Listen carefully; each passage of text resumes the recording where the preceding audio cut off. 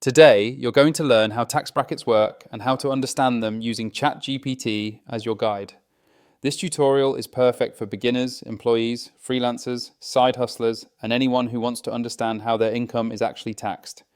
Once you learn how brackets work, estimating your tax bill becomes much easier.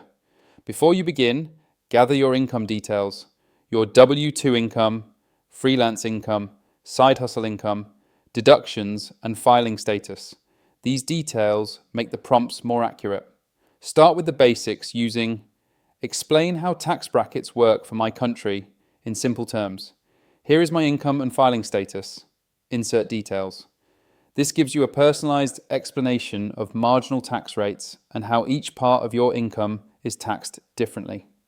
Next, see exactly how your income is split between brackets using break down my income into each tax bracket and show the tax owed in each one. This helps you understand why your entire income is not taxed at your highest rate. If you want to compare filing statuses or incomes, use show me how my tax changes if I earn more or change my filing status. Provide examples.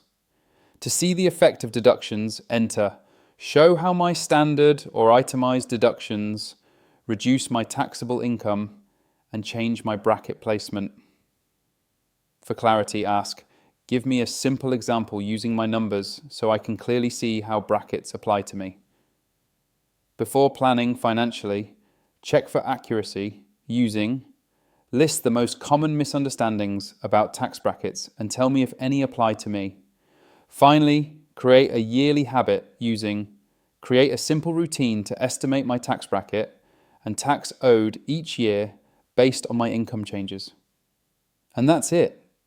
Once everything is broken down step by step, tax brackets become much easier to understand. Use ChatGPT at the beginning to learn how brackets apply and at the end to verify your understanding.